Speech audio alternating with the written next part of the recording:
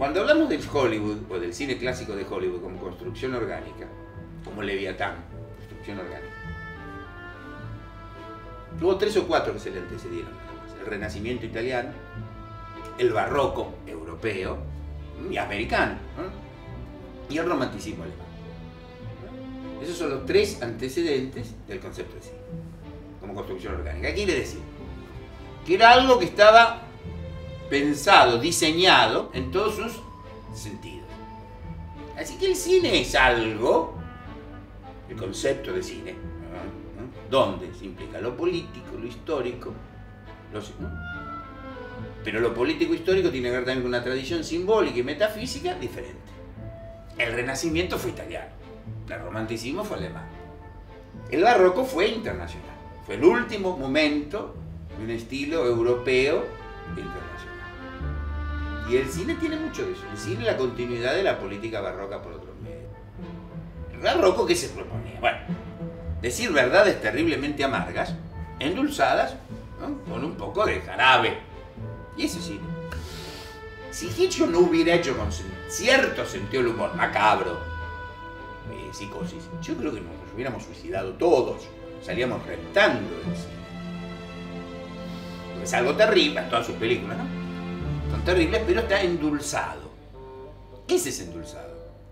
Ese dulce, ese jarabe, esa jalea, ¿no? Esa miel que lo recubre, el estilo. Pero ¿en qué otras cosas, en qué podemos también hacer visible, evidente, esta continuidad de Hollywood con la política barroca? Consiguió una reconfiguración de los datos tradicionales frente al mundo moderno, liberal, capitalista, industrial, tóxico y todo lo demás.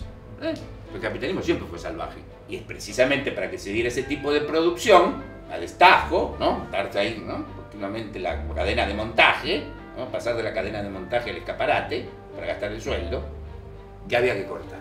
Había que cortar el puente con todo lo trascendente. No solo con lo religioso, sino con esa idea, ¿no?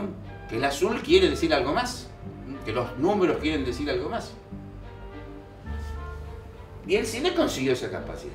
Lo creó Griffith, que estaba precisamente en condiciones paradójicamente maravillosas.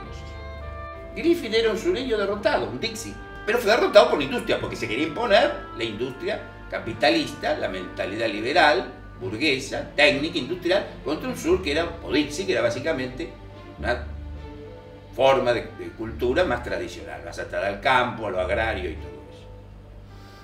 Bueno, Griffith, hacia 1900, cuando vio una máquina, cuando vio el cine, tendría que haberla golpeado, destruido, tenía que odiar la máquina. Algo que ahí sí, es incognoscible, se llama genio, agarró y la dio vuelta, hizo como una especie de karate o de judo con la máquina. En vez de romperla, destruirla, dijo no, esto se puede usar en contra. Si iban a tener una oposición, si iban a hacer una oposición, una polémica diferencial interna, tenía que tener el formato de la sociedad industrial. Entonces los estudios tenían que ser o simular ser, ¿qué? Fábricas. Para trabajar en igualdad de condiciones había que entrar hasta las verijas dentro del sistema de producción de la sociedad industrial. Hitchcock tenía que marcar tarjeta. Cary Grant tenía que marcar tarjeta. ¿Sí? Mientras sobre el último pintorzuelo del mundo se sentía una mezcla de Velázquez y de San Francisco de Asís, boludeando en su guardilla, ¿no? O reventándose, o el último poeta se creía, no sé, Dante Alighieri, obviamente el sistema se hacía una joda. Estos tenían que trabajar, ganaban un poco más, pero tenían que trabajar como un obrero de la General Motors.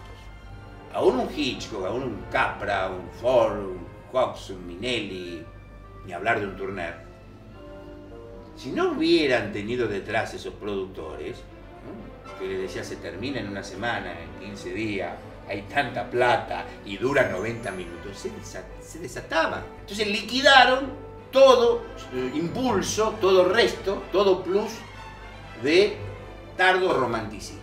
Cortaron con el tardo romanticismo. La idea de sentirse único, diferente, ¿sí? Perseguido, singular, maldito, fuera de la ley. Entonces es muy importante entender qué era el cine en ese momento. Porque Meyer, con los hermanos Warner, fueron los co-creadores del cine. La fábrica que producía John Ford no es la misma que producía Henry Ford. Pero en una fábrica.